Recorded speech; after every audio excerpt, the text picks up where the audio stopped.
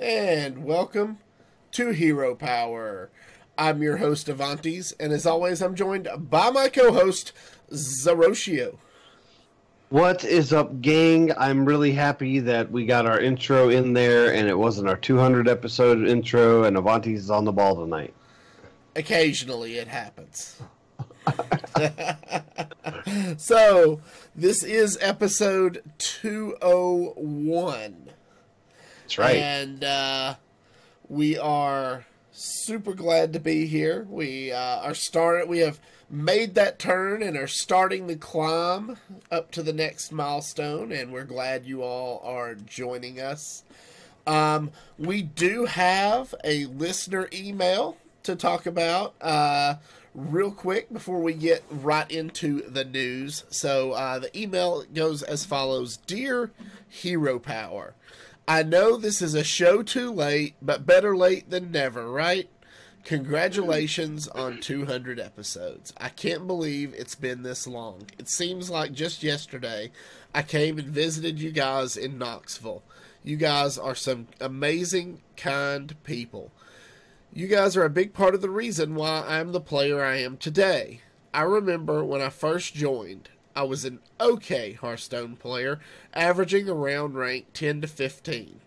I've played in your tournaments and listened to your play portions, which happen to be my favorite parts of the show. Zerotio and Versika have helped me become a more cerebral kind of player. I can definitively say that I am a better player because of you guys. Because of this, I hit Legend often, won a few tournaments, and I am definitely a more confident player. Thank you for the 200 show shout out, Zerotio. It's very much appreciated. I do still listen and will continue to do so. And here's to another 200. Love, Ducharmo. Well, Ducharmo, we are big fans of yours as well, sir. You have done a lot for us and our community, and we are forever grateful for everything you have contributed as well.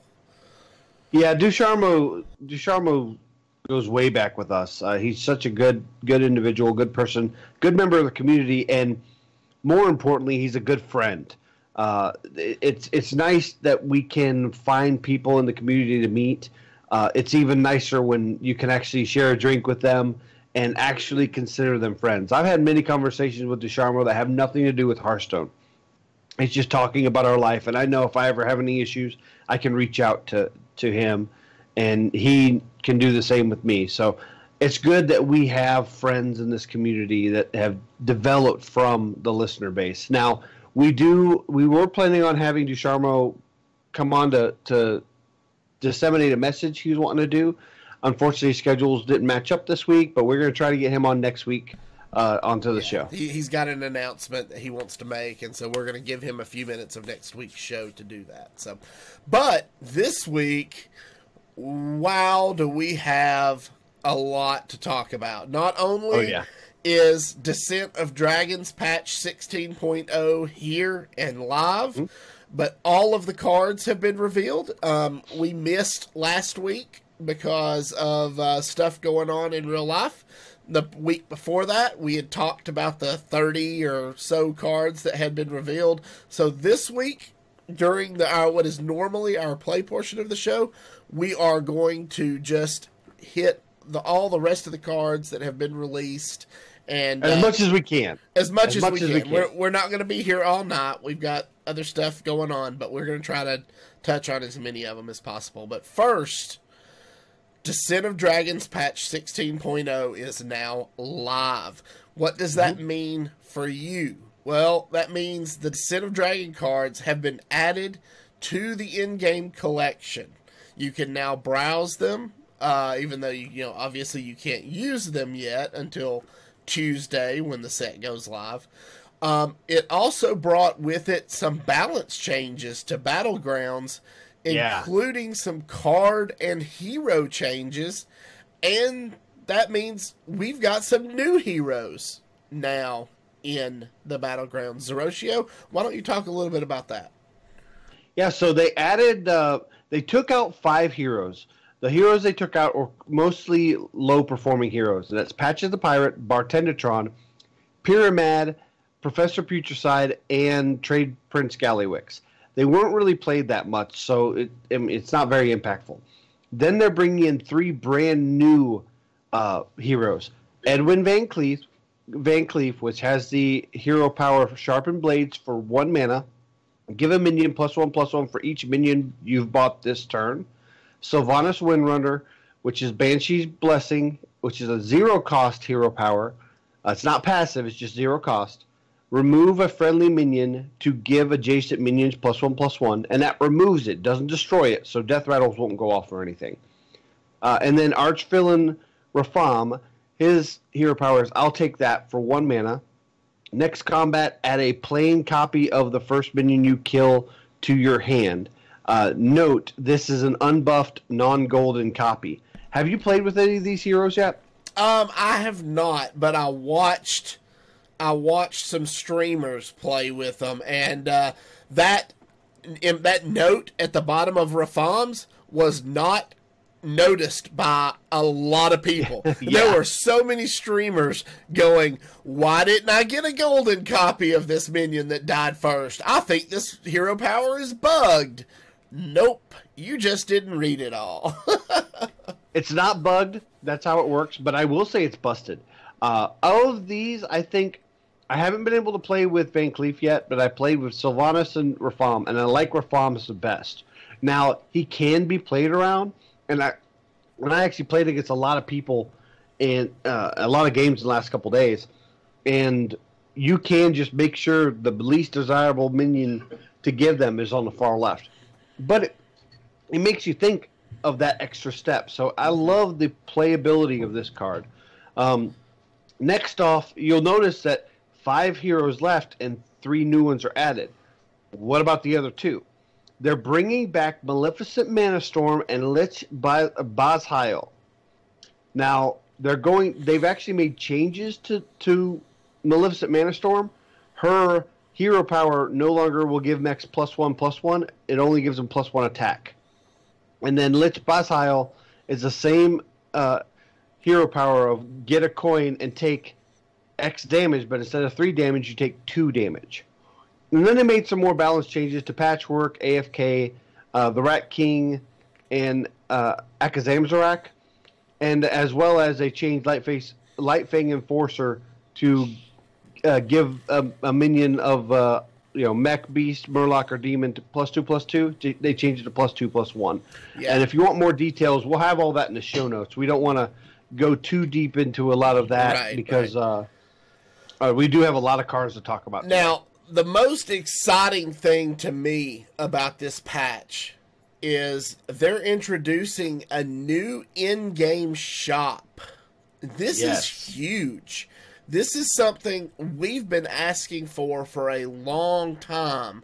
And to kick off this new shop, they're bringing back a hero portrait that was really a favorite from everybody that not everybody had the opportunity to get, and that is Tyrande.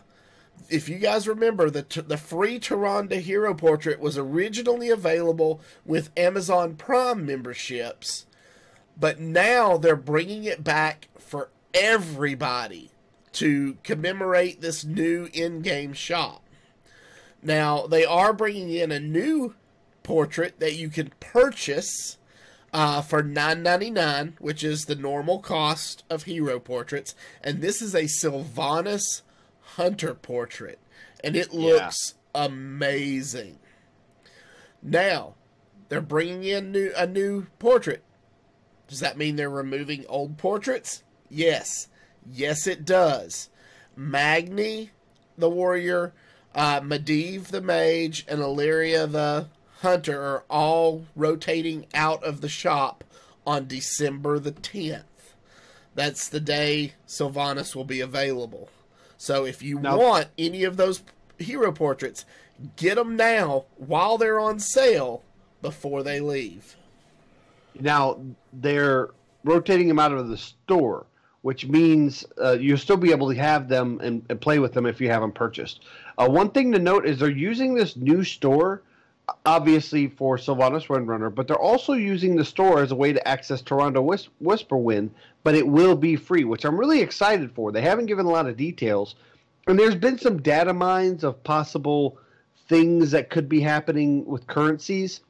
We don't know that for sure yet, so we're not going to go too much into detail of that, but it does look like it's going to be a way for them to disseminate free, maybe promotionary products while still accessing the store, which I think is really cool. It's instead of just having a pop-up to reward you when you log in, there'll be a place to actually obtain it. Yeah. So, also, Wintervale celebration is back. Wintervale event will start December the 11th, and there will be a special Wintervale bundle available December 19th through January the 7th for $24.99. You get 30 packs, including 6 packs of Saviors of Uldum, 6 packs of Rise of Shadows, 6 packs of Witchwood, 6 packs of Boomsday, and 6 packs of Rosticon's Rumble, plus a special Druid hero portrait that's only available with this bundle. The creepy grandma tree. Dame Hazelbark. Regis Kilman did a funny thing saying that the eyes in this tree just make it look super creepy, and he actually made a modification to the eyes that it just toning them down a little bit actually made the tree look like a sweet grandmother tree. So it was like, maybe they went a little too hardcore with the eyes, because it definitely makes it look creepy. But it's going to be Dame Hazelbark Druid hero, and it's neat because this is another character that's created by the Hearthstone universe. This isn't something that's come out of World of Warcraft or anything, and it's not your customary treant. It's an actual, sentient tree. So it's kind of neat. I like it. It's pretty. Yeah, it looks pretty cool. Also, so that's pretty much everything. Arena draft rotations. That has also happened. So the new arena is Basic, Classic, Blackrock Mountain, the Grand Tournament, Karazhan, Frozen Throne, Rastakhan's, and Descent of Dragons. Yes. So if you want to play with the new cards in Arena, now is the time. I love that they included Blackrock because there was a lot of dragons in that set. So should be a pretty fun Dragon Arena. In other new Hearthstone news, they have announced the second Masters Tour of 2020. And so if you guys remember, we mentioned a while back that the first was going to be Masters Tour Arlington, happening the last weekend of January into February. Well, the second Masters Tour is going to be Masters Tour Indonesia, which is going to be happening March 20th through the 22nd. And it looks like, I'm trying to see here, where exactly is this being held? It doesn't say an exact location in Indonesia yet. Okay. Just that it's going to be happening 20th through 22nd. I'm sure more information will come when they actually have the venue and all that stuff. If you want to qualify for this, the qualifiers are going from December 12th, so the following weekend the following Thursday after the DoD Descent of Dragons release until January 26th. And I do want to give a shout out to fellow podcaster and friend of the show, Appa over at Coin Concede. He just qualified, and I think the last weekend of qualifiers for Arlington. So he's going to be going to Arlington. Couldn't be happier for the guy. I'm really excited for him to be able to represent the podcasters over in Arlington. Appa's a hardworking grinder. He deserves it, so good on him. So, all right. That brings us to this week's Tavern Brawl, which is Heart of the Sunwell. In the Sunwell lies unlimited power, and that power is yours. Start each game with 10 mana and see what you can do with it. Have you played this Tavern Brawl, Zerotio? Yeah, I did. I had a lot of personal stuff going on, so I just stuck to Old Faithful and played Holy Wrath Paladin in there, and it worked. I won a game, and I played a couple more to get some quests done with the Holy Wrath Paladin because I had some generic quests, and it's fun. I liked it. To me, you can play more control-y decks in this Tavern Brawl instead of focusing on aggro, because if they play aggro, they're going to dump their hands, and then you have all the mana you need to react to it. Mm-hmm. So often a lot of your build your own decks in Tavern Brawls favor an aggressive strategy, and this one favors more of a combo or control strategy, and I really enjoyed it.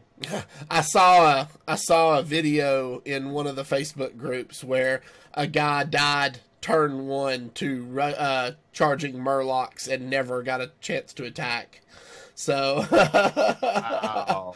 Yeah, wow, they're out there. So, all right. Well, that pretty much covers the news for this week. And so we're going to get right into our Descent of Dragons card review.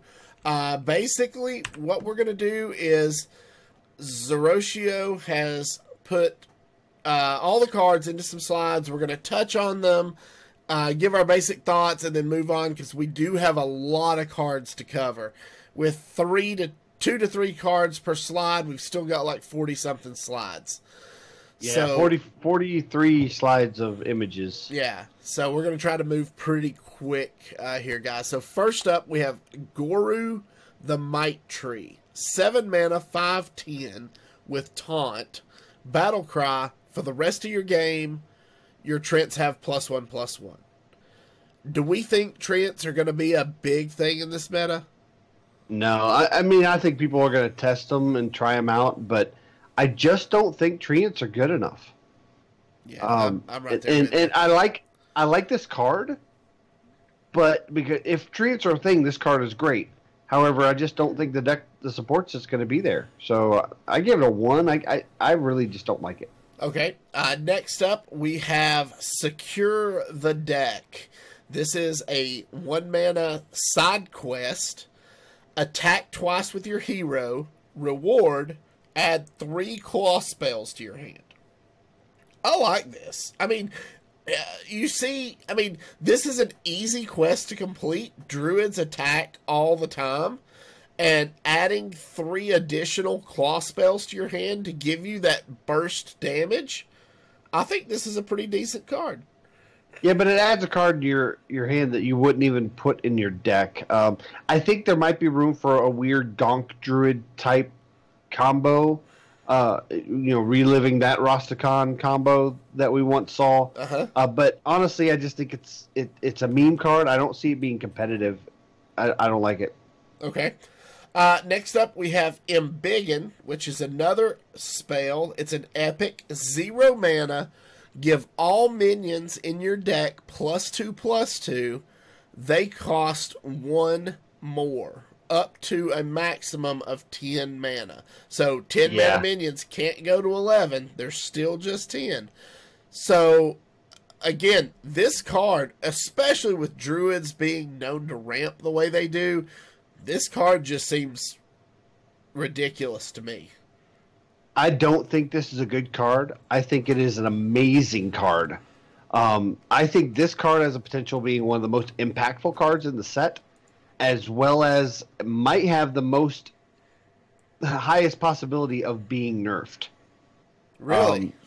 Yeah. How would you nerf this? Take it down to +1/+1 and cost 1 more? No, I think that's how I would nerf it, but I don't think Team 5... I think Team 5 would probably bump this up to 1 or 2 mana.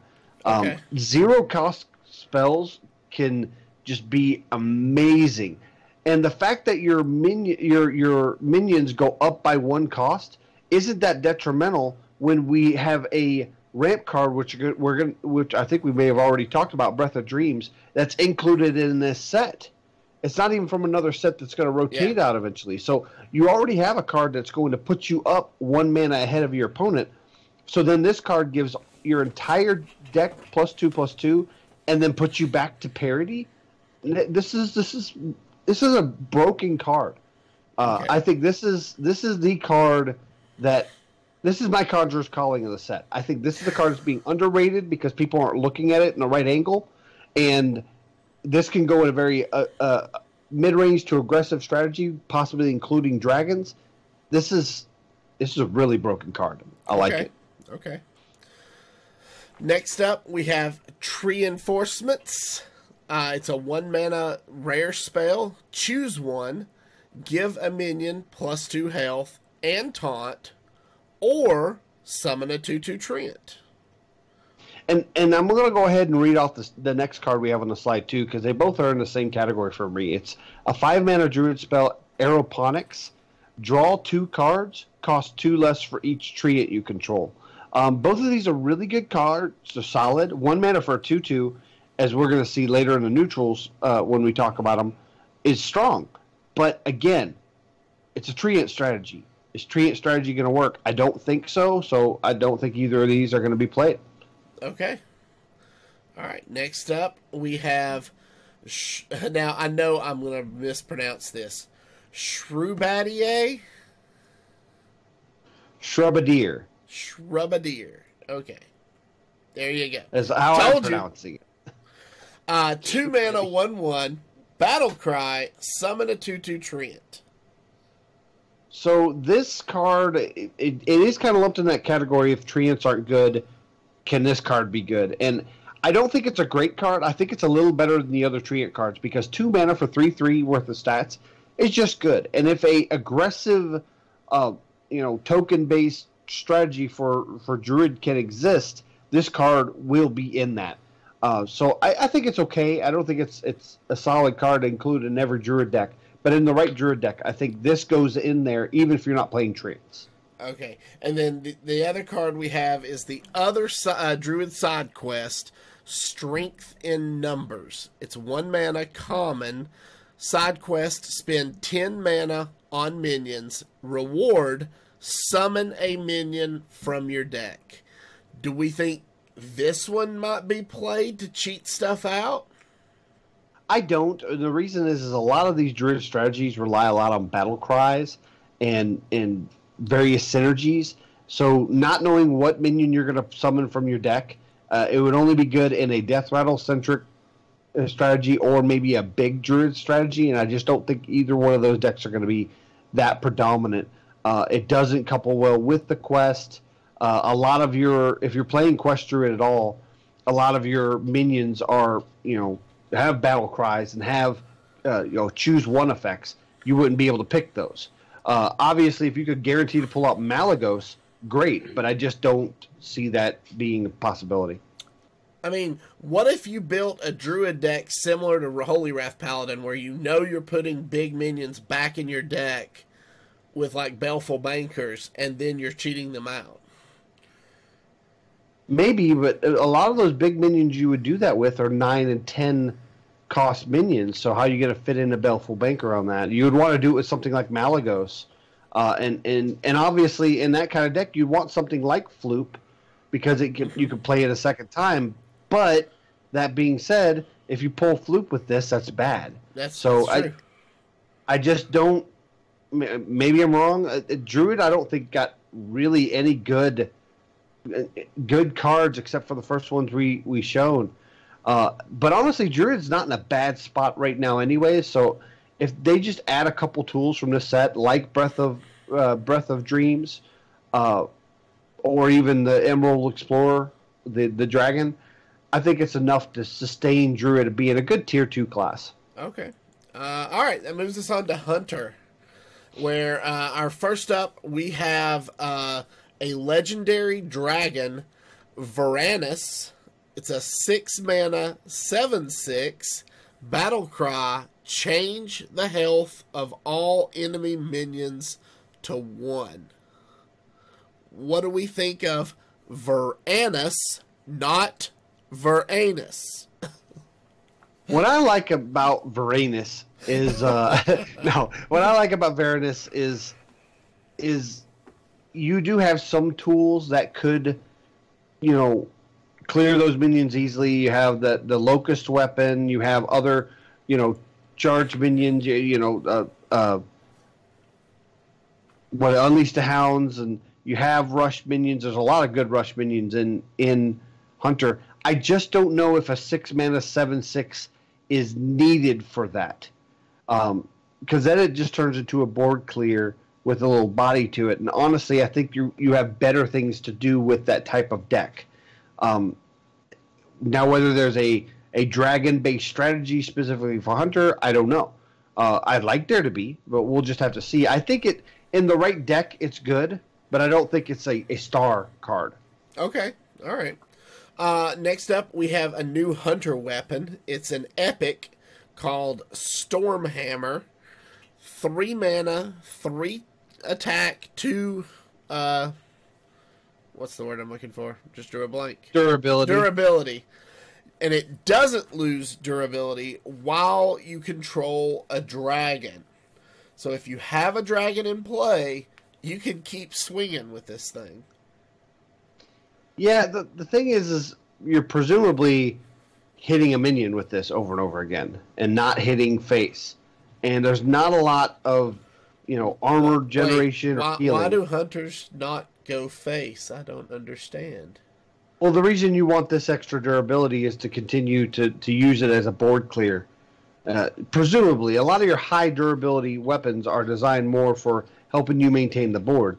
Honestly, if you're just going to go face with this, you probably don't need more than 2 durability anyways, because you're rushing face to kill them in two turns once you play this weapon.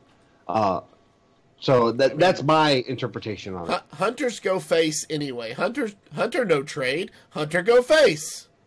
I mean, this does make it, if you throw down even the smallest, fire with the fairy dragon. If you put a fairy dragon down, they're going to have to clear that fairy dragon unless they want endless value from this. So I could see it being good. Again, I think it's, if Dragon Hunter is a thing, this card, just like Varanus, this card will become a thing. In the right niche deck, it can be good. I don't think it's a star in that deck. I think it's a good utility pointer, though.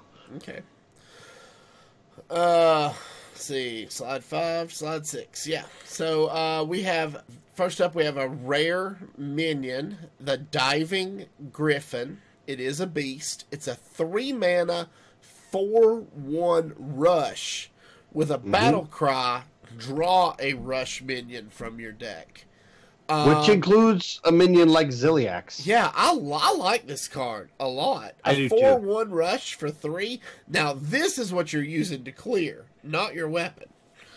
This is a solid minion. I don't think it goes in a dragon-centric deck. I think it's just a good card. I think it actually might go in a quest hunter deck, because you're not only playing a minion, which is going to be, part of accomplishing your quest, but then you're drawing another minion to then continue your quest. So I really like Diving Griffin. I think it's a solid inclusion in most hunter decks. Then we have the first rare side quest for Hunter. It's a 1 mana called Clear the Way. Side quest, summon 3 rush minions. Reward, summon a 4/4 Griffin with rush. Yeah. Again, in the right deck, I think this will be good. I think the Diving Griffin is an auto inclusion in most hunter decks. This card, I don't know if it's an auto inclusion in most hunter decks. I like it in Quest Hunter, but we'll just have to see. I think it's a solid card, just probably not played in every deck. Okay. Next up, that moves us into the Mage class. And first up in Mage, we have a 3 mana elemental legendary named Chinvala. He's a 2/5. After you cast 3 spells in a turn, summon a 5/5 elemental. This reminds me a lot of the ability we saw on the Priest weapon a while back, on the Priest legendary weapon, that was play 3 spells, summon a 5/5 dragon.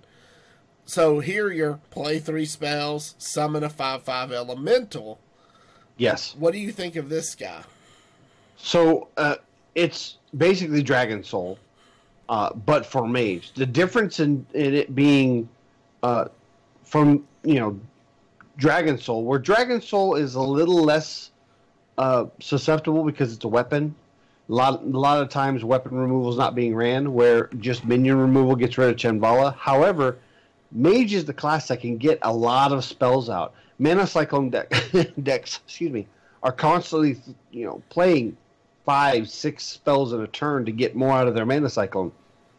So even if you only get this effect for one turn, and that Mana Cyclone deck, especially the one in Wild, it uses other 3-mana minions also, like Flame Waker. So obviously the mana curve is in there. You have room to put a 3-mana minion alongside the Mana Cyclone at the end of the turn. So this could easily get you 1, maybe 2 elementals. I think it's a solid inclusion in just about any Mage deck. Okay. Next up, we have another elemental. This one is an epic, the Mana Giant. It's an 8-mana, 8/8, costs 1 less for each card you've played this game that didn't start in your deck. Is this just an auto-include for that same Mana Cyclone deck you were talking about? Oh, yeah, because you're constantly playing spells that weren't in your deck to begin with. Also, if you have a twin spell, the first spell from the twin spell will not count towards this, but the second will.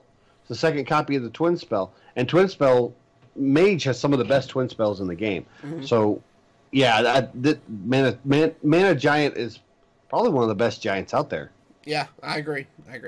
And then, probably one of the most fun cards in the sets I've seen so far is a epic mage spell called Rolling Fireball. For 5 mana, deal 8 damage to a minion. Any excess damage continues to the right or left. So yes. if they have a board full of Murlocs with low health, this could potentially be an almost full board clear for 5 mana.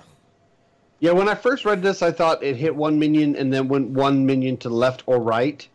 But the way I'm reading it now, it continues to the left or right. So it will keep going.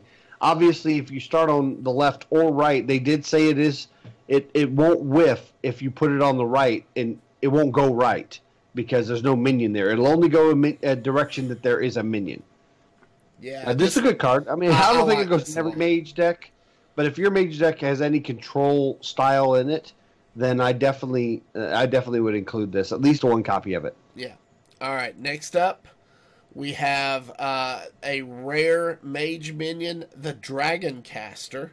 He's a 6-mana 4/4 with a battle cry. If you are holding a dragon, your next spell costs 0. So this is kind of like the Kaligos ability, where Kaligos comes into play, you discover a spell, and your next spell costs 0. But here, if you're holding a dragon, you play this guy. Your next spell costs 0. So, do we see this guy as being played? Or do we think Dragon Mage is probably not going to be a thing? I think Dragon Mage is probably going to be one of the best dragon decks out there, dragon classes out there. I think that they got some of the better class dragons. I think that they have the spells to couple with this.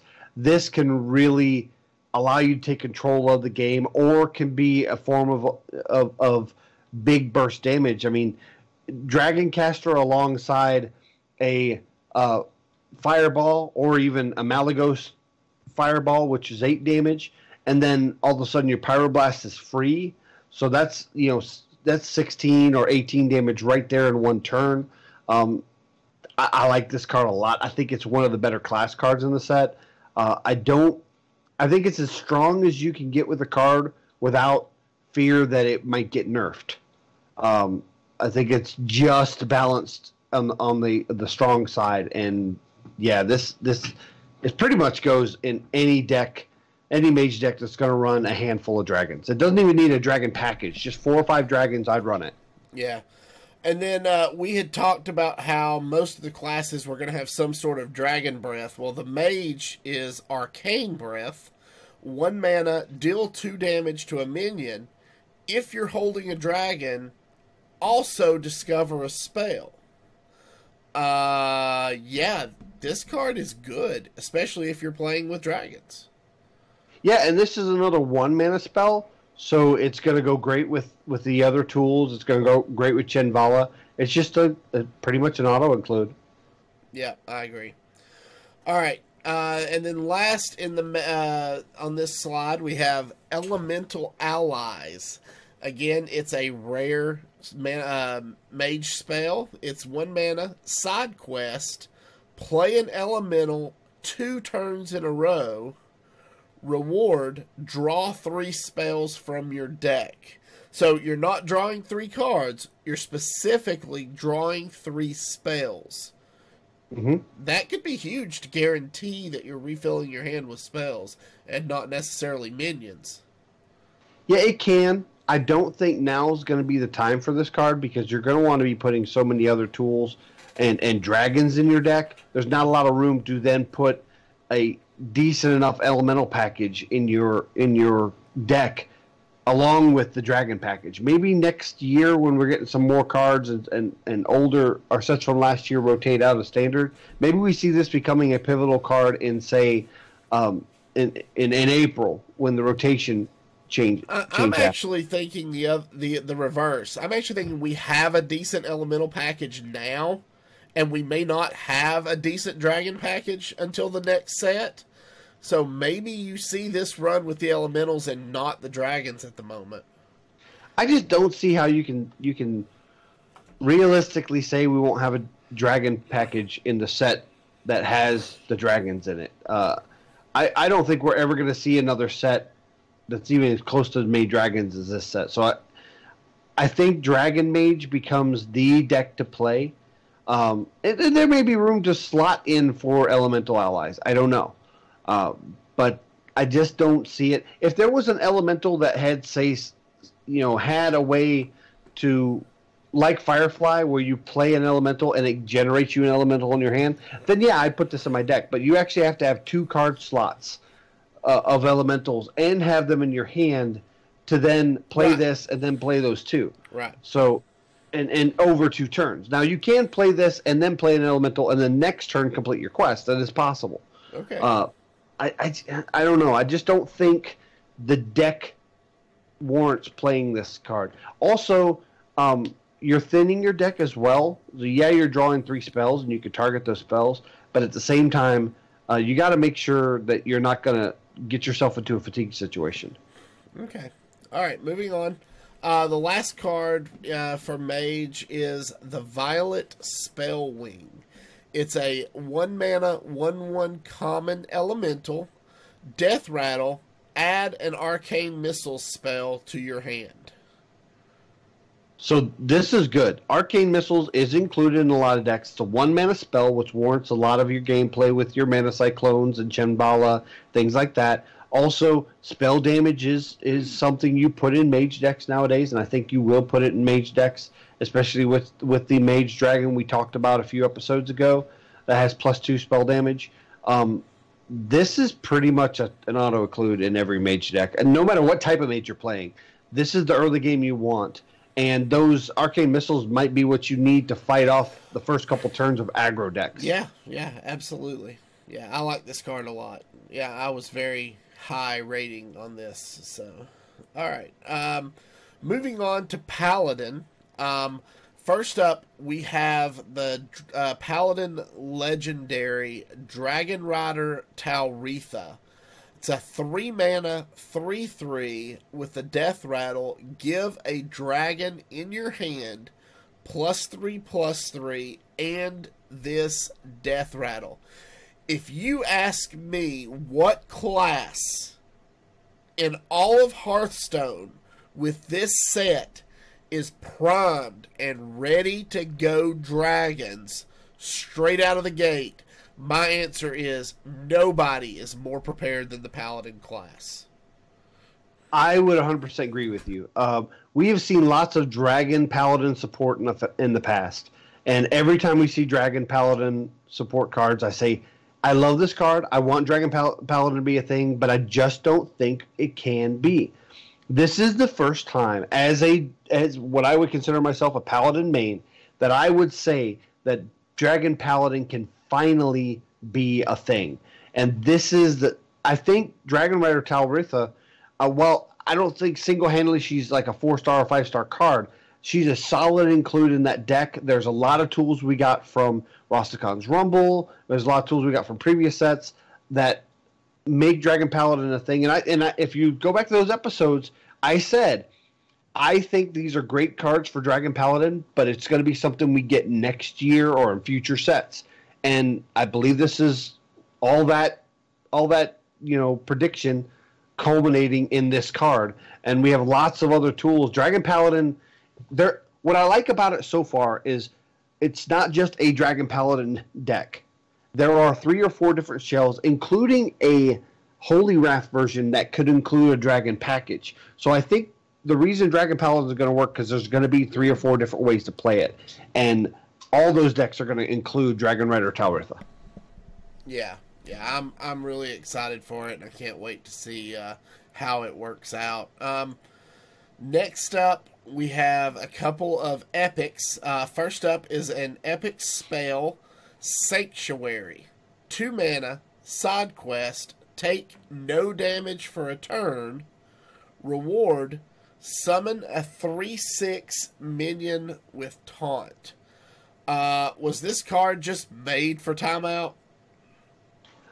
Yes and no. Obviously, timeout is the obvious position for this. But at the same time, it's just a solid, good card. You play this early, and then you generate minions on the board. Your opponent has to go, well, they have that quest in play, which the side quest in play, which is likely, because it's 2 mana, they can identify as not just a normal quest. So it's probably Sanctuary, meaning they have to generate some kind of damage to your face every turn. It might be just the damage they needed to clear one of your dragons. So I like that the choices that makes your opponent make. And then if by the time they get to that stage, they've been going to your face and they've been staving off Sanctuary, then you throw out a timeout and make the decision for them. I don't think you have to play this with timeout. You just play it early and make them have awkward plays every turn. Another really good card from Hunter is Rat Trap. Why is that such a good card? Because then your opponent has to figure out how to deal with your plan with only 2 cards a turn, or you get a 6/6. It's the same thing here. I can trade my minions into his minion, or I can have one of them go face, and that minion has to stay alive. What should I do? And it makes them make a choice, or they get a 3/6 taunt. Also, you play other taunts. So maybe you put down a taunt, and they cannot get to your face because of that taunt. So I love this card. It's one of the best cards in the set. I've rated a lot of 4s this set, and I think Paladin may be the class I rated the most 4s. Okay. Next up, we have an epic minion, the Lot-Forged Crusader. So this is an interesting card. It's a 7 mana 7/7 with the battle cry. If your deck has no neutral cards, add 5 random Paladin cards to your hand. Now, Yes. Are we thinking this is a late game card? Or are we thinking that maybe there's a world where people build Paladin decks with no neutral cards in them? So I love this effect. It's what's being coined as pure Paladin. Now, I've made lots of pure Paladin decks in the past where my game plan just didn't need any neutral cards. I just put so many Paladin cards. I'm like, wow, I finished the deck and I haven't even gone to the neutral tabs yet. So I've made pure Paladin decks in the past. Paladin has some of the best class cards in existence. I mean, look at Tyrion Forwing. Tyrion is probably the best class legendary in existence, and it's in the classic set. Do I think this card specifically is that strong? No. I think it might go in certain decks, but 5 random Paladin cards, while Paladin has good class cards, at the same time, you can't predict what those are going to be. You could get a lot of cards that really, like Blessed Champion, that you just don't have a lot of use for. That being said, I like this effect, and this isn't the only card that has that effect. That is true. We will see some more coming up. Next. Yeah. So next up, we have a rare minion, the Light Forged Zealot, which is a 4-mana 4/2 with a battle cry. If your deck has no neutral cards, equip a 4/2 True Silver Champion. So we could run 4 copies of True Silver Champion in our deck. Yes, or you could run 2 copies of True Silver Champion without putting 2 copies of True Silver Champion in your deck, leaving you more room for for other good Paladin cards. What makes this really strong is the 4-mana 4/2 stat line isn't terrible. It's a very aggressive number for 4 mana at 4 attack, but on top of that, it generates you a weapon that you would already include in your deck. Now, obviously, there are some caveats to the no neutral cards in your deck, kind of mechanic. The problem being if they shuffle bombs or bloods or anything, albatrosses into your deck, then all of a sudden it throws it off. So if those cards are very predominant in the meta, then maybe this mechanic doesn't work as well. But there are other ways to deal with that, which we'll talk about in other cards. And if those cards and deck archetypes aren't very strong in the meta, then this card just doubles in value. Basically, 4 mana, you pay 4 mana for a 4/2 weapon. So basically, you're getting a True Silver Champion for the same cost, and you're getting a free 4/2 with it. That's the way I look at it. Not that you have a 4/2, you're getting a True Silver Champion. You're getting a True Silver Champion and getting a 4/2. Mm-hmm. Which, I mean, could be 6 one, half dozen the other to some people, but to me, the True Silver Champion is the champion in this card. So you're replacing your True Silver Champions with 2 copies of this card? Yes. At this moment, I may build a deck and go, well, I only have 28 cards, even including Lightforged Zealot, so I'll go ahead and put 2 more Lightforged True Silver Champions in the deck. Okay. I don't know if that's needed. We're just gonna have to see when I start, hitting the alchemy lab on Tuesday. Right. So, all right. Next up, we have a rare mech. It is it's called the Skyclaw. It's a 3-mana 1/2. Your other mechs have +1 attack. Battle cry, summon 2 1/1 microcopters. I love this card. Is Mech Paladin really going to be a thing going forward into this meta, do you think? So, Quest Paladin uses primarily mechs. And I think in that deck that really doesn't have room to put Dragon Package, I think this goes in there. I think this is one of the strongest non-dragon cards in Paladin. And I think it's a really strong card. I mean, look at the stat distribution, because those mechs, some is 2 1/1 microcopters, but they're actually 2/1s because of the buff. Mm-hmm. I think this is a strong card. Do I think it's going to be very good right now? No, because I think now is the time for Dragon Paladin. But in the future, or if Dragon Paladin gets teched against heavily and just isn't good in the meta, this might be a fallback card and a fallback strategy for if that Dragon Paladin just doesn't work out at that time in the meta. Okay. All right. Next up, we have the rare Paladin side quest. It's, again, of course, 1 mana, called Righteous Cause. Side quest, summon 5 minions. Reward, give your minions +1/+1. I don't think this is good. You have to have a developed board.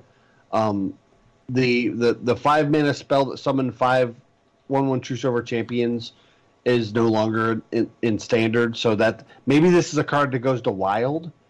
Maybe it's better in wild, but I just don't think it's going to be good in the standard meta at all, unfortunately. Okay, all right. Next up, we have these are the Paladin commons. First up, we have a dragon, the Amber Watcher.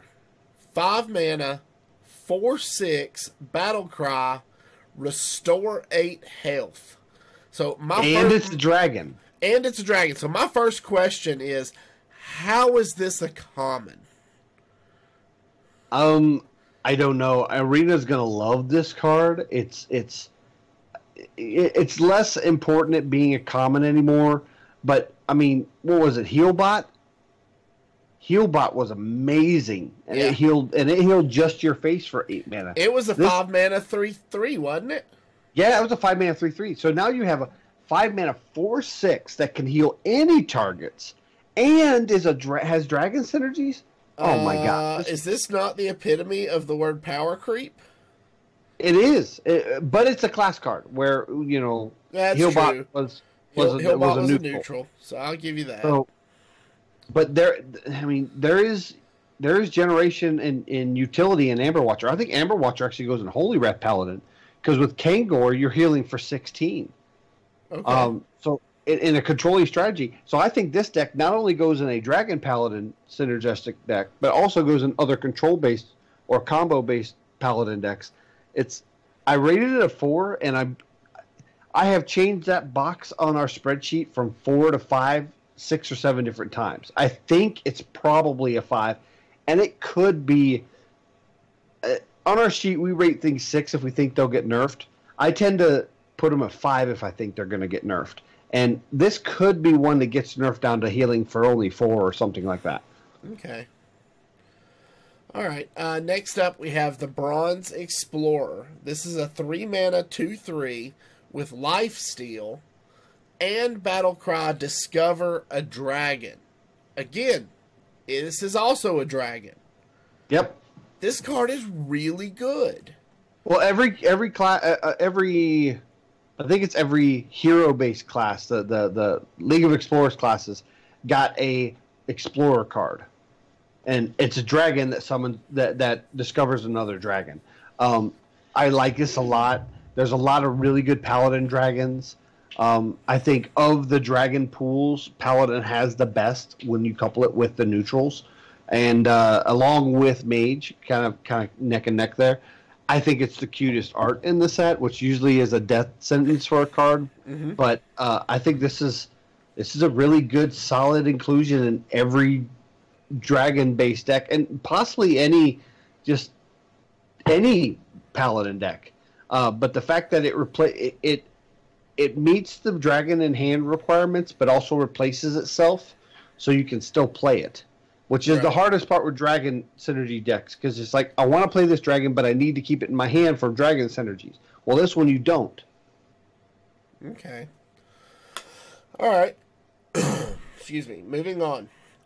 We have the Priest, and so we haven't seen any of the Priest legendaries prior to now, and we have 2 Priest minion legendaries. First up, you have Mind Flayer Karj, I guess is how that's pronounced. I read it Carl. Carl? It's just not Carl? No? Okay. No. Oh, that's a J. Okay. That's a J, yeah. Well, I'm calling him Carl. Okay. So, Mind Flayer Karj, also known as Carl to Zerotio, is a 3 mana 3/3 battle cry. Choose an enemy minion, death rattle, summon a new copy of it.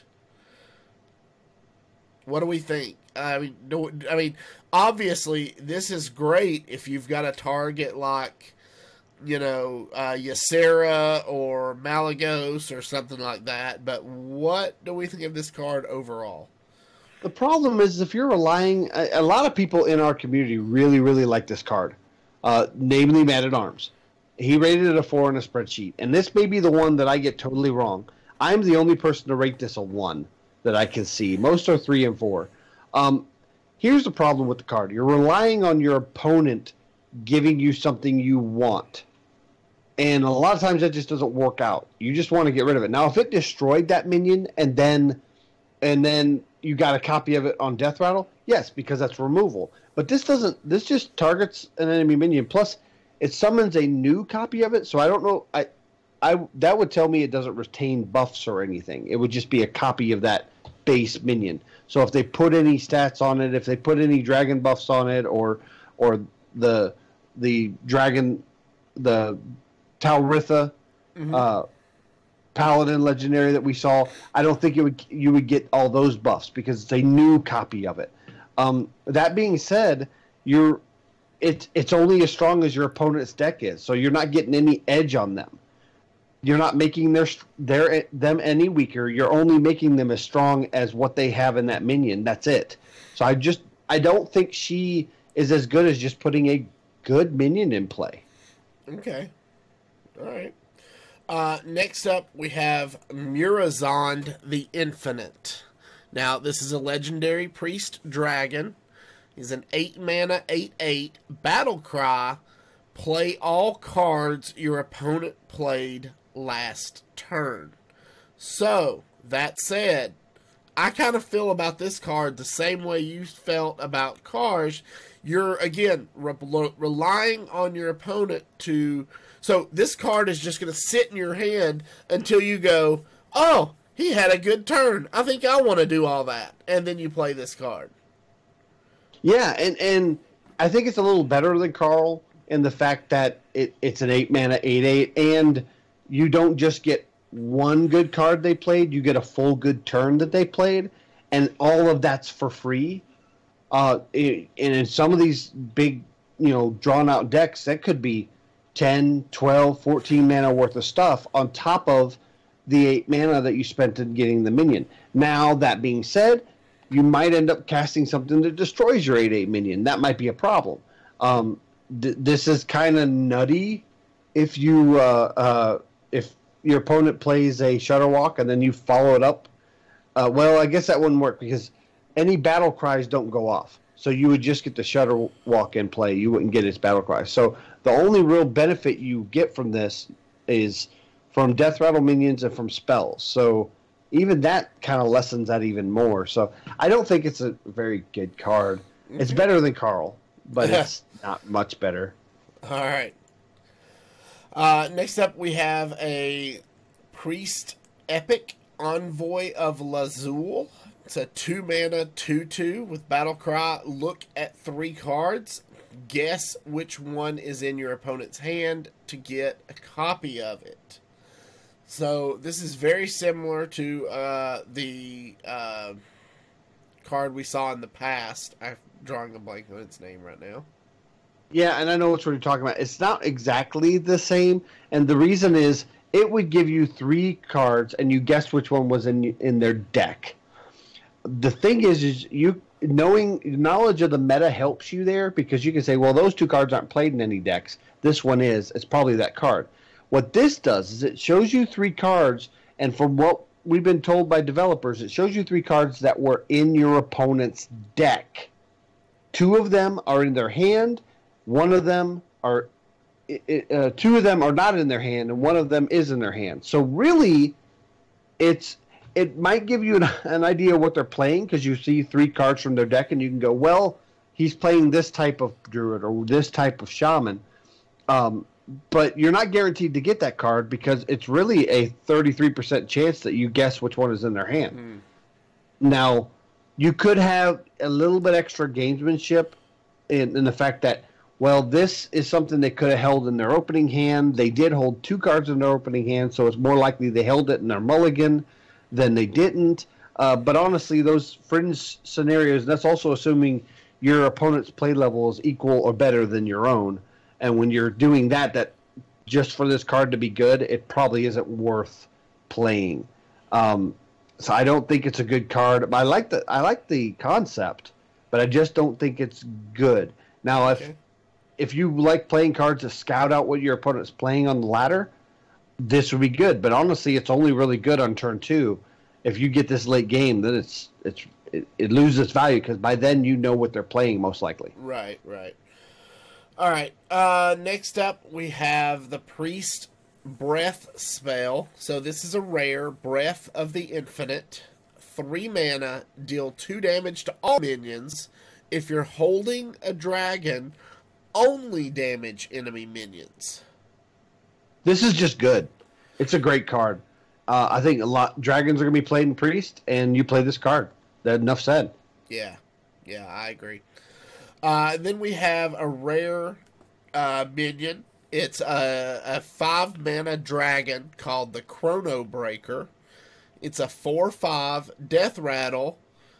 If you're holding a dragon, Deal 3 damage to all enemy minions.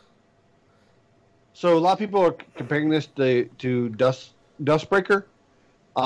The difference is Dustbreaker was a battle cry, and this is a death rattle. So your opponent can dictate when this goes off, not necessarily yourself.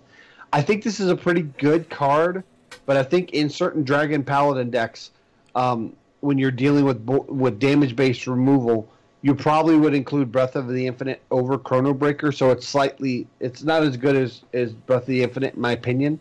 But it's a solid card in a Dragon Priest deck. Okay. Just not great. It's not an auto include. Gotcha. Then we've got Priest Commons. Starting with a spell, 0 mana, Whispers of Evil. Add a lackey to your hand. I like it. I don't. There's not a lot of big lackey synergies or need for lackeys. Plus, it is a 0-cost spell, which is good because you can couple that with card draw and with Pyromancer, stuff like that. But it's not a 0-cost spell that gets you other spells, it gets you minions. So those aren't going to continue helping you. I just think it's in the wrong class. Okay. I think this would have been great in something like Rogue, but then again, it might have been busted at 0-cost in Rogue. Right. All right, then you've got Grave Rune, also a common spell. 4 mana, give a minion Death Rattle, summon 2 copies of this. I think there's something with this card. I rated it a 2. We've had some people in the community, and OR had rated it really high. There's something with it I'm not figured out. I think this card has some really good targets. The fact that you can, you're putting it on your own minions, and you always want more copies of your own minions, so that's just a gimme. So obviously there's something there. I just haven't found a target that breaks this card. So I'm rating it low, but I'm subject to be wrong on this one because I think it might have some kind of combo I'm not seeing yet. Okay. And I love cards like this. All right, and then we have common minion, the Disciple of Galakron. It's a 1 mana 1/2 battle cry. Invoke Galakron. Just solid inclusion in Galakron decks. 1 mana 1/2 that gives you a priest minion in your hand. So that's great. Yeah, I agree. All right, then we've got Rogue. So, the Rogue legendary that we haven't talked about so far is Flick Skyshiv. He's a 6 mana 4/4 battle cry. Destroy a minion and all copies of it wherever they are. Meaning, yes, in your deck, in your hand, wherever, they just go away. Yeah, this first off, just as a 6 mana 4/4 removal, this is great. The fact that you can have additional benefits, just amazing. Now, mind you, you can target your own minions with this. So if you know your opponent relies on a minion you play, you can target your own minion.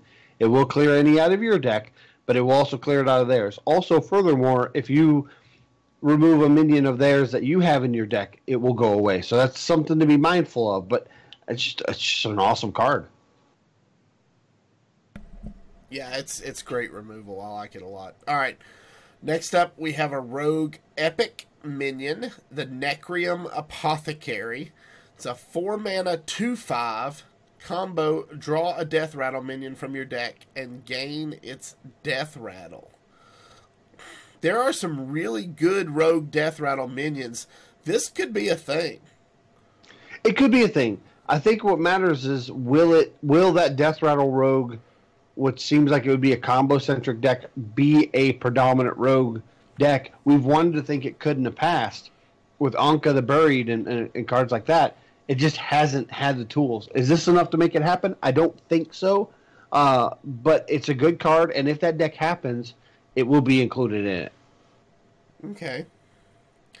Next up, we have a rare minion, Stowaway. It's a 5 mana 4/4 battle cry. If there are cards in your deck that didn't start there, draw 2 of them. So this is great with the card that puts cards from your opponent's class into your library. Espionage. Espionage, yeah. Yeah. And, yeah, I didn't think about espionage. And this card is high on my list for best art in the set. It's a gnome hanging onto the bottom of a airship. It's hilarious. Yeah, it definitely has some funny art. I love how the art tells a story in this set more than any other set. I like this card. I think it goes in a specific type of deck. One thing to note is something like Waxadread. Waxadread shuffles a spell into your deck that has the cast when drawn part of it. If this draws one of the cast when drawn cards, it will play that card and then draw you another card.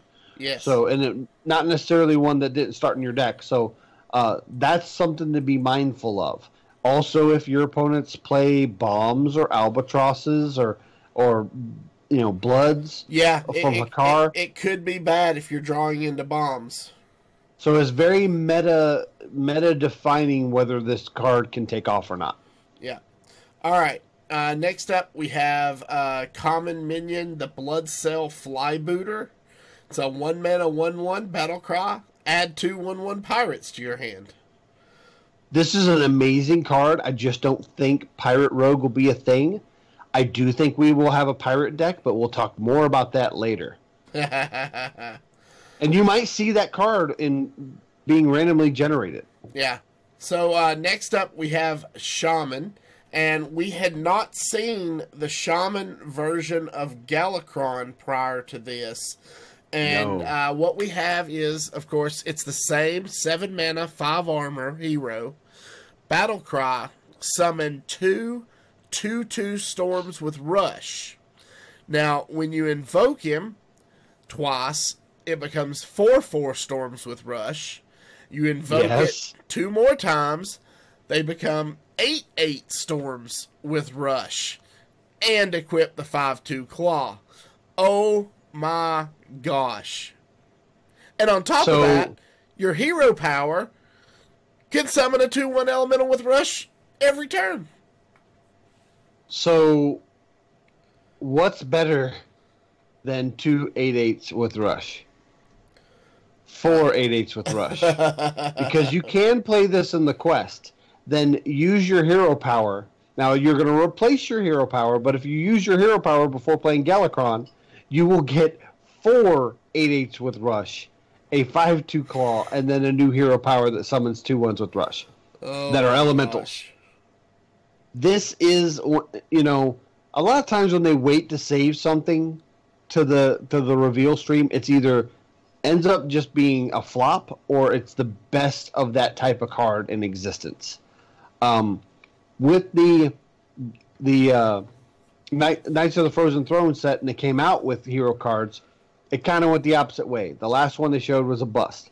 But this is the best Galakron in the existence of all the Galakrons. He's busted. He's broken. I'm going to hate seeing this. A lot. And a lot of people said, well, is Galakron good enough to not play Quest Shaman? And to that I say, you still play Quest Shaman. You just put Galakron in a small Galakron package in with it. Okay. I think this goes in Quest Shaman. All right. Next up, we have the 2 Shaman legendaries that we haven't seen yet. They're both minions. First up, you have Bandersmosh. It's a 5 mana, 5/5. Each turn this is in your hand, transform it into a 5/5 copy of a random legendary minion. So, oh my gosh. So I have this kind of rated low, and I think I'm wrong. Regis Kilman was on The Angry Chicken recently, and he brought up that random legendaries are not always good. But random legendaries that have their stats equivalent to their mana cost can be really good. If you get a Kangor off of this, Crystal Smith Kangor, that's a 5 mana 5/5 with the Crystal Smith Kangor ability of Divine Shield, and then all your healing is doubled. that's pretty freaking strong. Yeah. Even if you get like a Nat Pagel, it's a 5-mana 5/5. 50% chance to draw a card. That's really strong compared to the regular version of it. So I think this might just be a good value minion to put in any shaman. I think it might be more of a I got it as a 2 because it's a fringe card to me at first, but I think it might just be a solid inclusion in just about every shaman deck. Okay. Then we have Nithog. It's a 6-mana 5/5 dragon, battle cry, summon 2/0/3 eggs. Next turn, they hatch into 4/4 drakes with rush. So this basically to me reads 6-mana 5/5 battle cry, summon 2/0/3 taunts. Basically, yeah. The problem with them being 0/3s is they can value trade into them and not sacrifice anything other than tempo. They're not sending any damage to your face. And they don't have to deal with Nithog, just only the 0/3s. So they could just leave Nithog alone because it's not like he regenerates any. Could there be some merit in playing him in a quest shaman where you're summoning 4 of these eggs? Yeah, but in that kind of deck, you really don't have the board space to do that. And furthermore, they could lock you out with that kind of board space. So I don't think it's a good card. I think you definitely play Bandersmash in place of a Nithog in just about any deck. Okay. Next up, we have Shaman Epics Cumulo Maximus. He's an elemental. He's a 5-mana 5/5 battle cry. If you have overloaded mana crystals, deal 5 damage. This is an auto-include. Yeah, this is an auto-include. I mean, there's not a time you're not running shamans that you're not usually running something that's going to overload you. And this is just awesome. Yeah. All right. Then you've got Dragon's Pack. It's an epic spell for 5 mana. Summon 2/3 Spirit Wolves with Taunt. If you've invoked twice, give them +3/+3. Wow. This if is you're awesome. running Galakron, this is 5 mana for 2/5/6 taunts. Yeah, and 5 mana for 2/2/3s. We already pay that anyways with the existing spell. That's 3 mana with 2 overload. So basically, you are paying the 5 mana, but over 2 turns. So you're really not losing anything there. You're just paying it for it all up front. And then furthermore, if you invoke twice, which if you're playing Galakron, you're going to. Right. This is sick. Also, an auto-include. You might even include this if you don't plan to run Galakron. Yeah. To be honest, 5 mana for 2/3 Spirit Wolves is that's equivalent value to the card you have now. There's no power creep at all. Yep, I agree. All right, next up, we have a rare spell, Storm's Wrath. It's a 1 mana, give your minions +1/+1, overload for 1. Yeah, with Thunderhead, this is sick because it overloads. And you get those elementals that pop out. Good card. Okay. Solid including just about every shaman. And then you've got Corrupt Elementalist. It's a 5 mana 3/3 battle cry, invoke Galakron twice. Yeah, and this allows you to cut back on the amount of invoke cards you need in a Galakron deck, allowing you to merge some of your meta where you play Galakron and maybe the Battlecry Shaman quest together, and you don't need as many invoke cards as you would in other in other classes because this invokes twice. And if you I guess it does.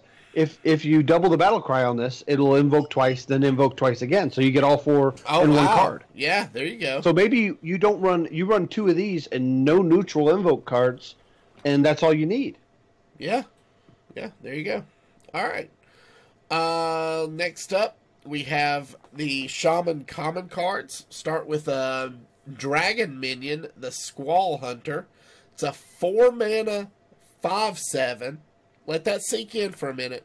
4 mana, 5/7 with spell damage plus 2. And it overloads 2. Yeah. This is really good. It's amazing. I mean, it's equivalent to 4 mana 7/7, and we know how well that went. Yeah. When you couple in the plus 2 spell damage, that's basically the equivalent of 4 mana 7/7. This card is pretty much an auto include. I mean, we're saying that about a lot of Shaman right now, which is really weird to say because Shaman's in a good spot now, and they're getting so many good tools, and they're getting tools that can be put in their existing good decks, not just making a whole new deck for it. So, if we're hoping the Shaman's power level goes down, I don't think it will. Okay. Next up, we have Invocation of Frost. 1 mana, freeze an enemy, invoke Galakron. So the one thing to remember here is that's 1 mana, freeze an enemy, and summon a 2/1 elemental with rush, because that's what the invoke does for you. So 1 mana, 2/1 elemental with rush is already a good value. And then you get the coupled benefit of freezing an enemy that slows their tempo next turn. It's great. Yeah, it's really good. All right, next up we have Surging Tempest. It's a 1 mana, 1/3 elemental, has +1 attack while you have overloaded mana crystals. Wow. Yeah, so it's a 1 mana 2/3 while you're overloaded. in most cases. Yeah. I mean, it's good. That's really good. Yeah. All right. The 1 mana 1/3s are already powerful, so just the fact that it can become a 2/3 it's great. Right. So, all right. Next up, we have the Warlock. Now, your favorite class. Yeah, this is very easily probably my favorite class in the game, and we've not seen either of the legendaries until now. And first up, we have Valdris Felgorge, 7 mana 4/4 battle cry. Increase your maximum hand size to 12. Draw 4 cards. Holy crap! I love this card. It's Sprint with a 4/4 body that allows you to hold 2 more cards in your hand. Yeah, it's sick. And I mean, Warlock already runs giants, like Mountain Giant, that says however many cards are in your hand, reduce its cost. Well, historically, Warlock has. I mean, lately we've only gotten good cards for Zoo archetypes, and we haven't had a good control-based Warlock in almost a year now. That's true. This is allowing that to happen again. Yeah, no, that's true. That's true. All right, and then we've got Zeriku the Warped. This is an 8 mana 4/12 dragon. Whenever your hero takes damage, summon a 6/6 Nether Drake. Wait, what is it Warlock does? Oh yeah, damage themselves all the time. Yeah, but furthermore, this isn't just take damage on your turn. This isn't just take damage by your cards. If your opponent says, hey, he has a 4/12, but I'm just going to push face and set up a 2-turn lethal, every minion that hits your face is going to give you a 6/6. So unless they have lethal, they can't afford to go to face and set up a 2-turn lethal. Yeah. So this stalls that game plan. I love this card. Oh, yeah. Yeah, I like this card a lot. All right, next up we have a epic Warlock spell, Dark Skies. It's a 3 mana, deal 1 damage to a random minion. Repeat for each card in your hand.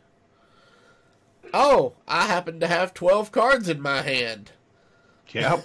There's 12 damage for 3 mana. And that's your minions too. Yeah, it is your minions too. But in a control Warlock, a lot of times you're waiting to put your big minion down till late game, and this is just good. It's an auto include in any of your control based Warlock, which I think is what you're going to play. Right. All right, then you've got the Crazed Netherwing. It's a 5 mana 5/5 dragon. Battle cry. If you're holding a dragon, deal 3 damage to all other characters. So this is a 5 mana. Well, this is a Hellfire for 1 more, including a 5/5 body if you're holding a dragon. Yeah, it's a good card. I think you put dragons in your control-y base because one of your key cards is Zeraku the Warped, which is a dragon. So I think you run dragons in that deck. Then maybe not a big package, 4 or 5 dragons. And this is part of it. It's good. Yeah, and then you've got the Warlock Breath, which is called Nether Breath. 2 mana, deal 2 damage. If you're holding a dragon, deal 4 damage with Lifesteal instead. It's good. It's just good. Yeah. Yeah. I mean, anything that is removal coupled with health gain, we've learned. I mean, look at the Spellstones from Warlock. They were just an auto-include in every single Warlock deck that wasn't Zoo. This is the same thing. For 2 mana, it's sick. Yep. So, all right. Next up, Abyssal Summoner. It's a common 6 mana 2/2. Battle Cry. Summon a demon with taunt and stats equal to your hand size. I mean, This seems a little expensive. I don't know that this is going to get. This will see play. Well, remember we had a 5 mana 2/2 that had a death rattle summoning a demon from your deck, and it got nerfed to 6 mana. Yeah, that's true. And this does pretty much the same thing with really good stats and makes it a taunt. Yeah. So I think because of that, the stat line's perfect. Because in a lot of cases, this could be a 6 mana 2/2 that summons an 8/8. That's 10/10 worth of stats for 6 mana. That's true. And God forbid you have 12 cards available in your hand. This could summon up to an 11/11. True. Very true. Then the last card in Warlock is Rain of Fire. It's a 1 mana spell. Deal 1 damage to all characters. It's a whirlwind that damages face. I don't think it's very good, but there may be some kind of combo or something you can do with it. I don't know. All right. Next up, we have the Warrior. And again, this is the first time we've seen the Warrior Galakron cards. We have Galakron the Unbreakable. Again, 7 mana, 5 armor. Battle Cry. Draw 1 minion. Give it +4/+4. Invoke twice to upgrade. The upgrade is draw 2 minions. Give them +4/+4. Invoke twice to upgrade. And the third and final form is draw 4 minions. Give them +4/+4. And equip a 5/2 claw. And then the hero power, or Galakron's Might, hero power, give your hero +2 attack this turn. No, +3. Oh, is it? Okay. It's real small. I couldn't read it. Yeah, +3 attack this turn. And we're gonna see with the hero power later in some evoke cards that this is in my opinion the second best Galakron next to Shaman. The fact that you're just drawing minions from your deck, which you want to do anyways, but then you're putting a Blessing of Kings on them. Yeah, forget about it. It's good. Yeah. All right. Well, skipped one. There we go. Then we have a legendary warrior weapon called Ankar. It's a 3 mana 2/3. After your hero attacks, draw a pirate from your deck. It's just good. Let's just hope that Pirate Warrior ends up being a thing. Hint, hint, nudge, nudge. Pirate Warrior's been a thing in the past. It wouldn't take much to bring it back. Well, we'll see, because we'll see in this review, because we have some more cards to talk about. Next up, we have an epic minion. It's the Scion of Ruin. It's a 3 mana 3/2. Rush Battle Cry. If you've invoked twice, summon 2 copies of this. Yeah, and it's a dragon. Yes. This is... I mean, we've seen the 4 mana 3/2 rush minion that had the Well, not Entomb. It came back again from last mechanic from last set. Oh, You know, I can't remember. Yeah. yeah, my brain's fried after all these cards. All right. And that was a good card. And that was just 2 minions with 3 attack with rush. This can be 3 minions with 3 attack with rush, and you're probably going to invoke in the deck that this involves. And now you have to invoke, and you have to include. Well, I guess you don't have to include dragons. This could just be the only dragon in that deck. So Yeah.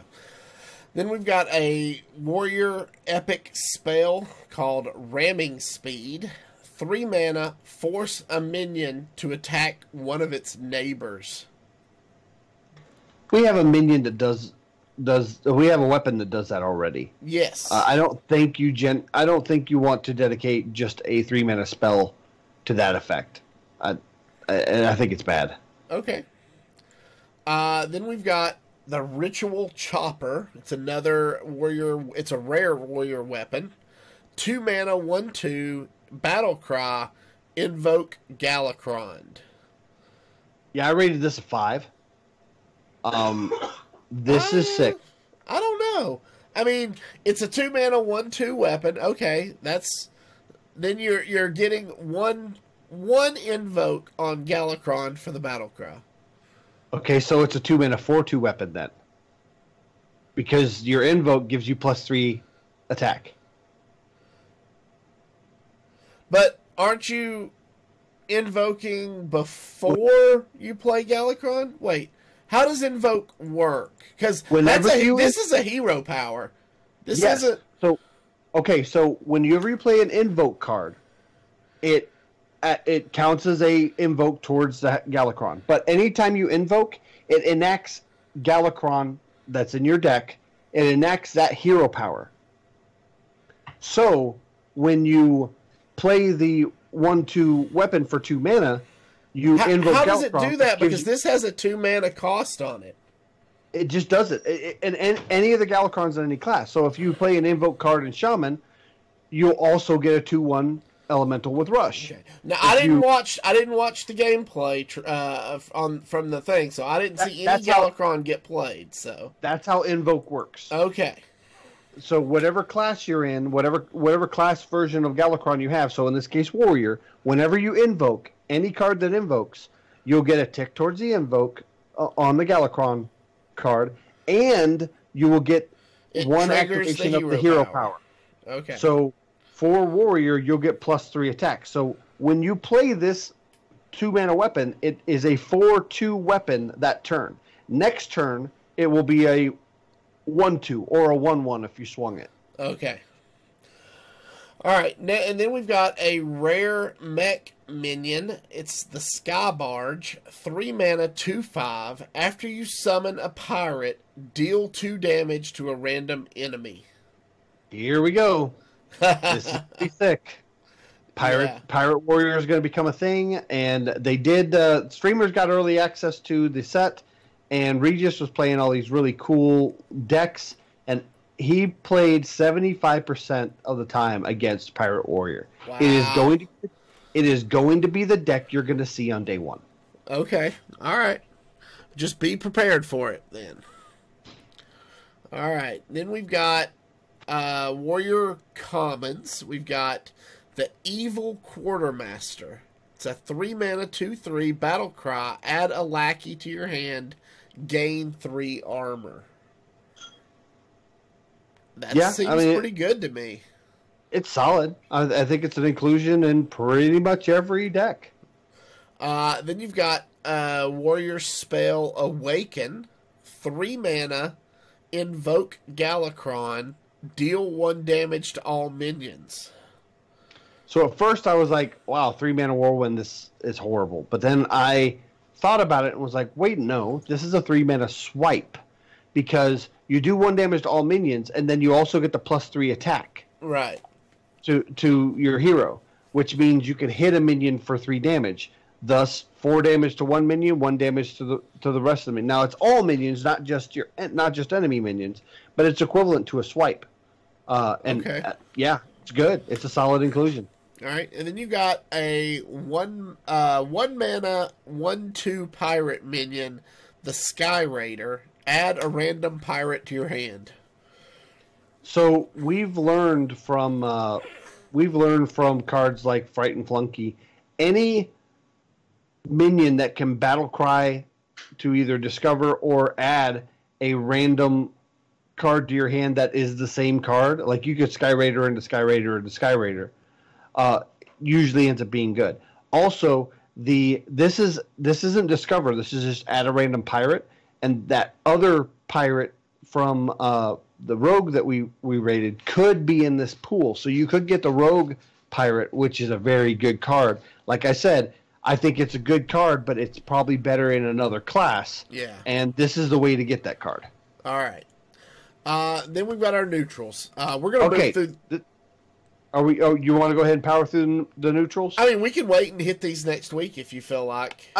I think if we talk about the legendaries and then maybe the epics, the rest we're just going to kind of just swoop through. Okay. So we can knock it out today.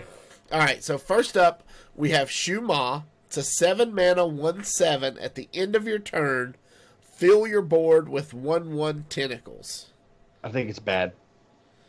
Unless they remove it every turn, you have 6 additional 1/1s to attack with next turn.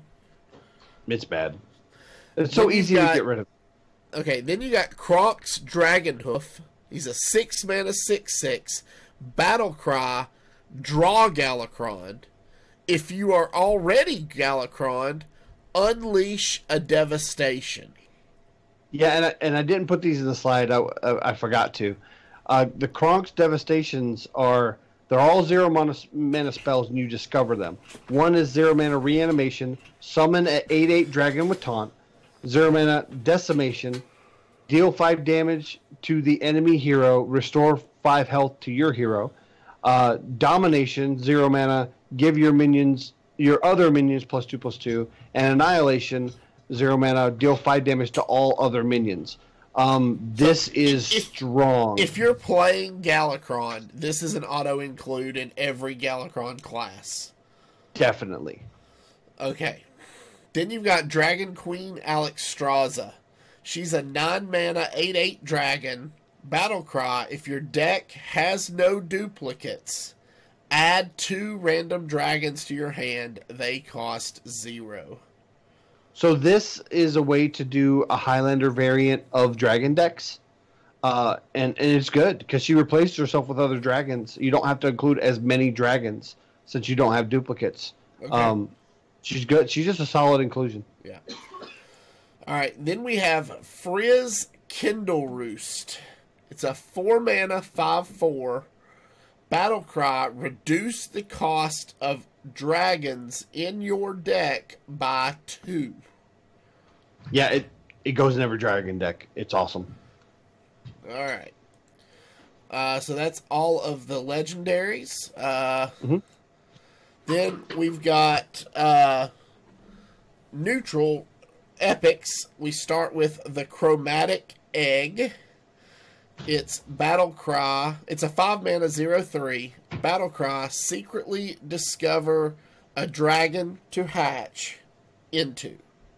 Death Rattle, hatch. Yeah, I just don't think there's an easy way to kill it. In 5 mana, that's really pricey to kind of almost do nothing for that turn. I just don't think it's good. Okay. Then you've got Dread Raven. It's a 3-mana 3/4. Has +3 attack for each other Dread Raven you control. There's meme OTKs with this in Hunter, but other than that, there's really no application, and that's probably not even a good deck. You'll probably see it on Trollden, but other than that, no, it's bad. Okay. And then you've got the Kobold Sticky Finger. Now, this is one of my favorite cards that we've seen. It's a 5-mana 4/4 pirate. Battlecry, steal your opponent's weapon. Yeah, I mean, it's a pirate, too. So, you might tech this into your pirate decks, especially if opponents are playing weapons. I think it's a fringe card, but it's good. Okay. 5-mana 4/4 isn't terrible stats. Yeah. Then you've got Transmogrifier. It's It's a 2-mana 2/3. After you draw a card, transform it into a random legendary minion. It's bad. I mean, it's a random legendary minion, and you have to pay the mana cost for it. Yeah, it's bad. Okay. Then you've got Wormrest Purifier, 2-mana 3/2 Battlecry. Transform all neutral cards in your deck into random cards from your class. Yeah, so I would love to put this in my Paladin, my pure Paladin deck to ensure that if anybody shuffles any neutral cards, I could change it. But then it's a neutral itself, so that hurts the deck. So it might be the right kind of tech card for if you know you're going to play against a card decks or bomb decks. But other than that, I don't think it has any obvious applications. Okay. And then we have the Tentacled Menace. It's a 5-mana 6/5 Battlecry. Each player draws a card, swap their costs. Another meme card. You won't see it competitively. Okay. Then we got still in the epics, Grizzled Wizard. 2-mana 3/2 Battlecry. Swap hero powers with your opponent until the next turn. Yeah, since it's for one turn, I don't think it's got that good application. I do like the flavor of the card, though. Yeah. Then you got Skyfan. It's a 5-mana 3/3 Murloc. Battlecry, if you're holding a dragon, summon 2 random Murlocs. Yeah, Murloc Dragon decks just aren't going to be a thing. No. Okay. Bad card. Then you've got the Blowtorch Saboteur. 3-mana 3/4 Battlecry. Your opponent's next hero power costs 3. And I think it's important that you understand your opponent's next hero power. Not next turn. It could be 2 or 3 turns from now will cost 3 more.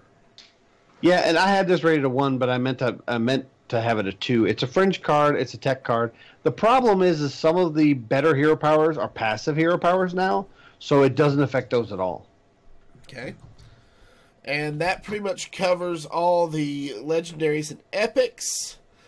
We're gonna have a link. We're gonna actually have a link to all of these cards on our show notes. Yeah, there's really not. If we could just skim through some of these rares and commons, on this first page we have Bad Luck Albatross. I do think it's important to note the Bad Luck Albatross. It is a 3-mana 4/3 beast. Shuffle 2 1/1 Albatross into your opponent's deck. This is going to be a key card, I think, in anti-Highlander decks. So I think it's going to be good. I think go ahead and push the slides a little further close. Yeah, Horde Pillager is another one that's going to go in your pirate decks. It's a 4-mana 4/2 pirate.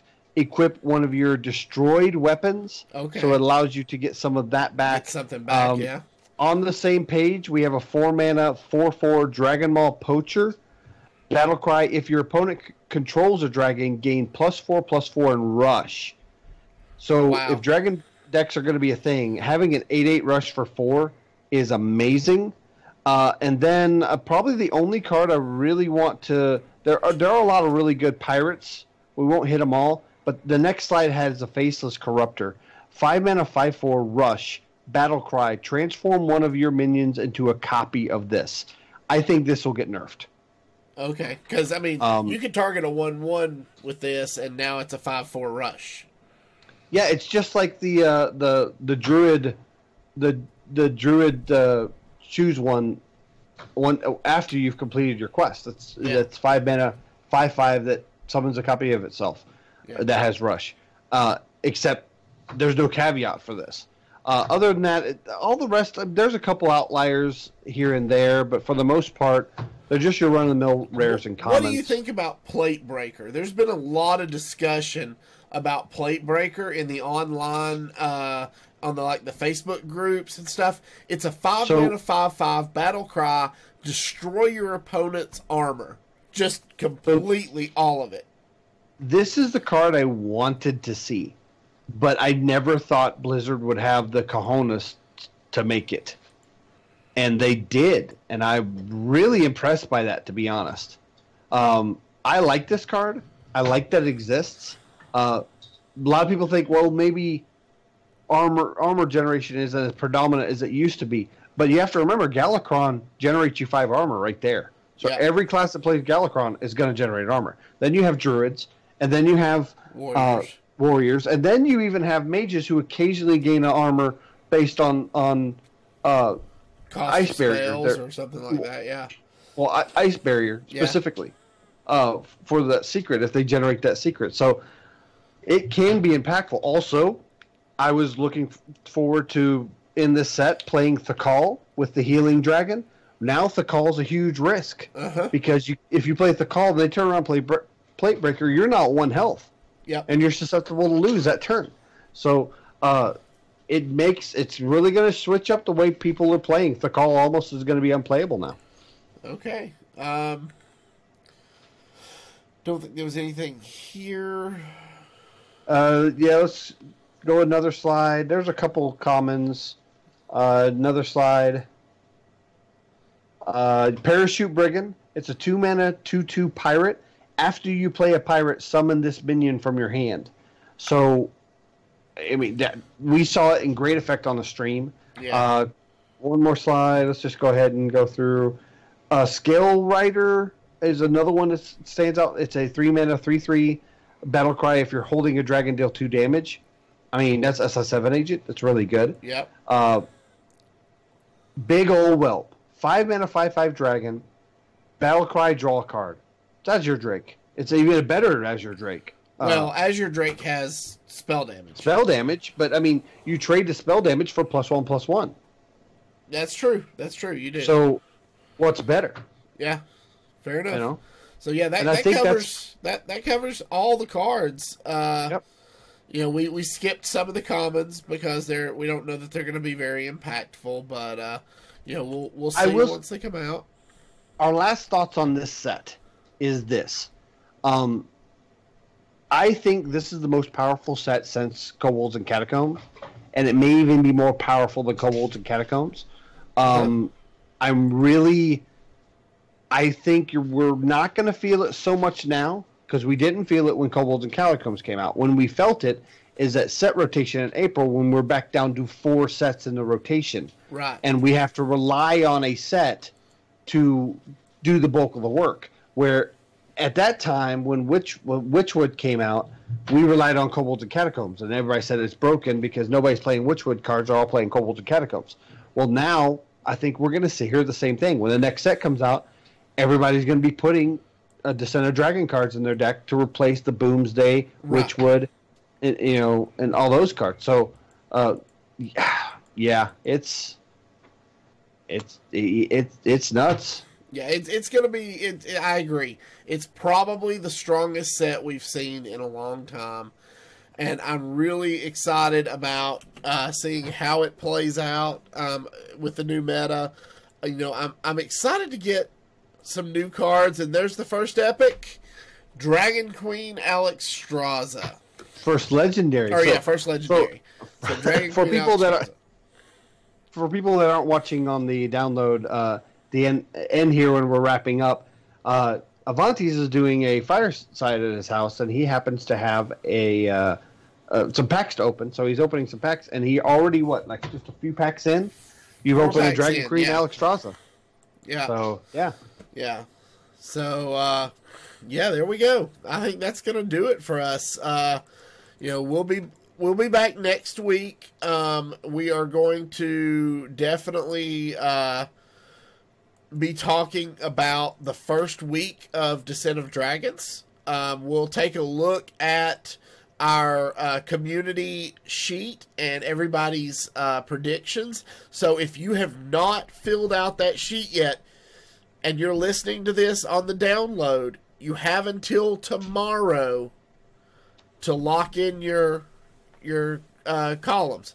Go make your predictions. Go make your predictions and lock in your votes on what you think how good you think the cards are going to be. Because we definitely want to know. We're going to review that. We're going to review the community averages on next week's show. So, and currently, the average for the whole set is at 2.71, which is significantly higher than any previous set. Yes, that's correct. So, All right, guys. I think that's going to do it for us this week. If you have any questions or comments about the show, email us at heropowerpodcast@gmail.com. Hit the subscribe button below on YouTube if you've not done so already, and give us a follow on Twitch to be alerted when we go live.